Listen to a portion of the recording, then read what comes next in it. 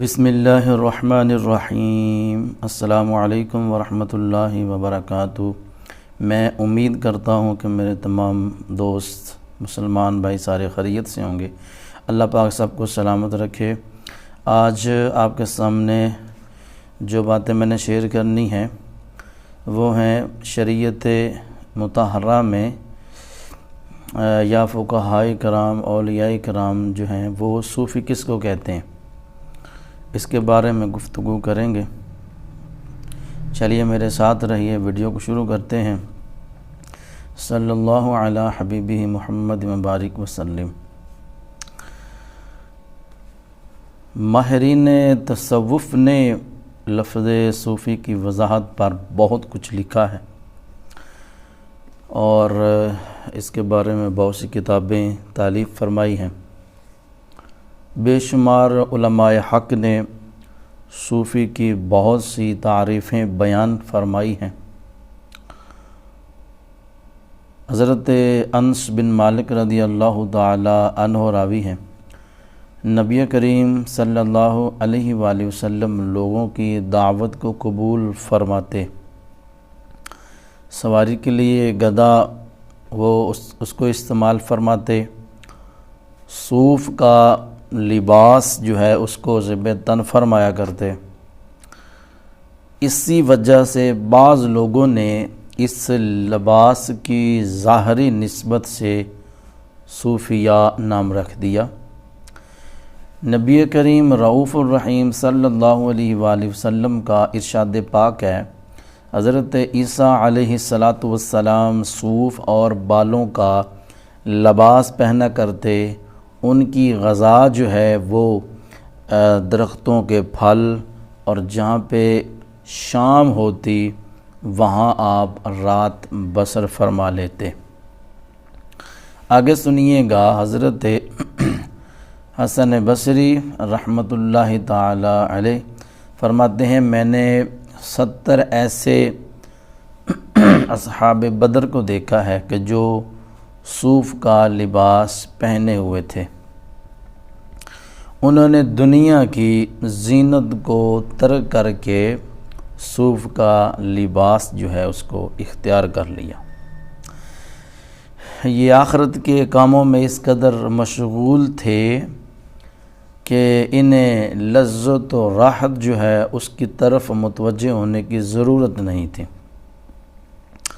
حضرت علی بن عثمان، حضرت داتا علی حجویری رحمۃ اللہ تعالی علیہ فرماتے ہیں کہ حضرت سیدنا ابوبکر صدیق رضی اللہ تعالی عنہ صوف کا لباس پہنتے، حضرت سلمان فارسی، حضرت اویس، حضرت حسن بصری، حضرت مالک بن دینار، حضرت سفیان ثوری یہ بھی صوف کا لباس پہنتے۔ اسی طرح صوف کا لباس زیب تن کرنے کی وجہ سے بعض لوگ انہیں صوفیاء کرام کے نام سے یاد کرتے ہیں۔ انہوں نے صوف سے صوفی کا لفظ جو ہے وہ اخذ کیا۔ آگے چلتے ہیں۔ وہ صفہ، وہ چبوترا جسے ہمارے نبی کریم صلی اللہ علیہ وآلہ وسلم کے زمانہ میں مہاجرین و انصار دنیاوی امور سے قطع تعلق کر کے اپنا مسکن بنایا تھا، بعض حضرات کا خیال ہے کہ صوفی نام صفہ کی نسبت سے وہ بھی رکھا گیا ہے، جن کے لیے رسول اللہ صلی اللہ علیہ وآلہ وسلم کے عہد مبارک میں غریب نادار صحابہ کرام کے لیے مسجد نبوی شریف کے ایک کونے میں چبوترا بنایا گیا تھا۔ یہ صحابہ کرام آپس میں باہمی الفت و محبت سے رہا کرتے۔ اصحاب صفہ کی تعداد 400 افراد تھی، جن کا نہ کوئی خاندان تھا نہ کوئی کنبہ تھا۔ وہ مدینہ منورہ میں مسجد نبوی شریف کے چبوترے پر رہا کرتے۔ صوفیاء بھی خانقاہوں اور زاویوں میں رہتے تھے، تو یہ حضرات جو فضائل کے مالک ہیں اپنے کنبوں قبیلوں کو چھوڑ کر حیرت کی دنیا میں آباد ہو گئی۔ اللہ تبارک و تعالیٰ کے فضل و کرم کی جانب رواں ہیں۔ جبکہ محبت کی آگ ان کے دلوں میں برقرار رہی۔ بعض لوگ اصحاب صفا کے ساتھ رابطہ رکھنے کی وجہ سے انہیں صوفی کے نام سے پکارتے ہیں، کیونکہ وہ ان کے باطنی حالات سے واقف ہوتے ہیں۔ آگے چلتے ہیں۔ حضرت ابن جوزی علیہ رحمہ کے نزدیک صوفی کو صوفہ سے نسبت دی گئی ہے، کیونکہ صوفہ عرب کا ایک گروہ تھا جو دنیا سے قطع تعلق کر کے عبادت و ذکر میں مشغول ہو گیا تھا۔ آگے سنتے ہیں کہ ہمارے غوث پاک رضی اللہ تعالیٰ عنہ آپ کیا فرماتے ہیں صوفی کے بارے میں۔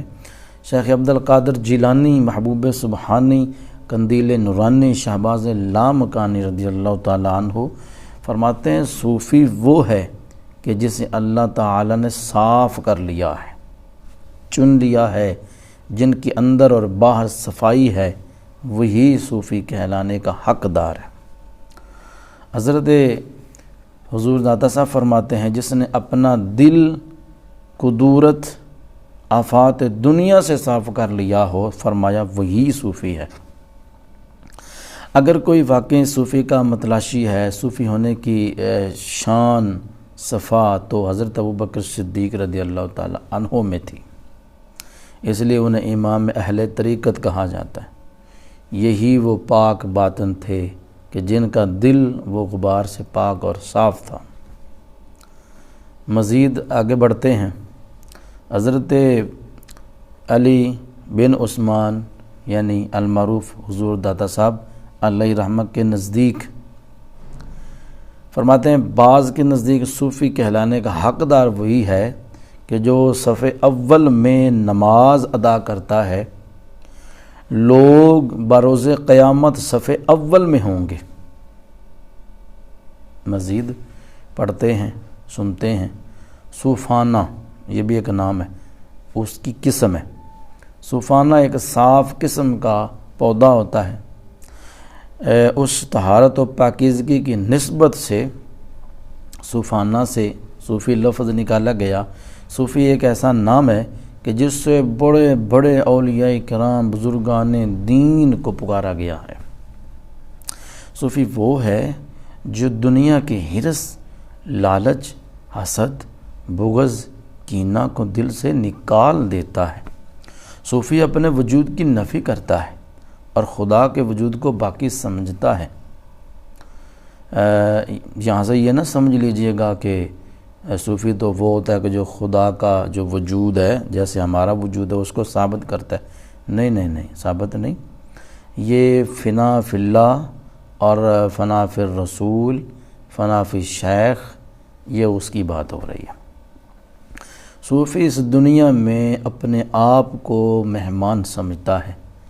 دراصل فرما دیا، بات ہی مکمل کر دی۔ دراصل صوفی ایک بدلا ہوا انسان ہوتا ہے، جبکہ عام آدمی بدلا ہوا انسان نہیں ہوتا۔ حضرت شیخ شہاب الدین سہروردی علیہ رحمہ فرماتے ہیں صوفی وہ ہے کہ جس کے سامنے دو اچھے حال پیش ہوں یا دو اچھے اخلاق اور اسے اختیار دے دیا جائے کہ وہ احسن کو پسند کرے، لیکن وہ مشورہ انتخاب کے لیے اللہ تعالیٰ کے اشارہ کا منتظر رہتا ہے۔ سبحان اللہ، کیا بات ہے۔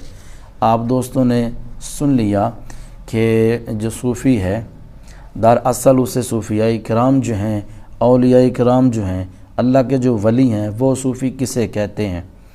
تو آپ نے مزید یہ سب کچھ پہلے جو ہے وہ سماعت فرما لیا ہے کہ اول صاحب میں جو نماز ادا کرتا ہے وہ صوفی ہے، دل سے کدورت نکال دے، کینہ نکال دے، بغض نکال دے، یہ سارے گناہ جو ہیں نا جتنے، یہ سارے کے سارے اپنے دل سے نکال دے تو صوفی اسے کہتے۔ تو میں امید کرتا ہوں کہ یہ ویڈیو آپ کو پسند آئے گی۔ اگر پسند آئے تو ہماری حوصلہ افزائی ضرور کیجیے گا، اس کو شیئر کریں، لائک کریں اور کومنٹ باکس میں آ کے اپنی رائے کا اظہار ضرور فرما سکتے ہیں۔ کوئی مشورہ دینا چاہیں، کوئی مسئلہ پوچھنا چاہتے ہیں تو پوچھ سکتے ہیں۔ اس کے ساتھ ساتھ میں آپ کے لیے خوشخبری یہ دیتا چلوں کہ ہم نے انشاءاللہ آن لائن جو تعلیم قرآن ہے اس کو بھی جاری کر دیا ہے۔ اگر کوئی بچہ یہ بیرون ملک سے ہے یا اندرون ملک سے ہے، جہاں کہیں سے بھی ہے، اگر کوئی بچہ یا کوئی میرا بھائی بڑا بھی ہے، کوئی بڑا یعنی کہ آدمی ہے، وہ بھی اگر پڑھنا چاہتا ہے تو وہ پڑھ سکتا ہے۔ انشاءاللہ آن لائن کے لیے آغاز ہو چکا ہے، تو کوئی بھی پڑھنا چاہتا ہے تو وہ مجھے کامنٹ میں جا کے اشارہ کر دے تو میں انشاءاللہ اس سے رابطہ کر لوں گا۔ اگلی جو اچھی ویڈیو ہے اس وقت تک کے لیے اجازت دیجیے گا۔ اللہ تعالیٰ آپ سب کا، ہمارا سب کا حامی و ناصر ہو۔ السلام علیکم ورحمۃ اللہ وبرکاتہ۔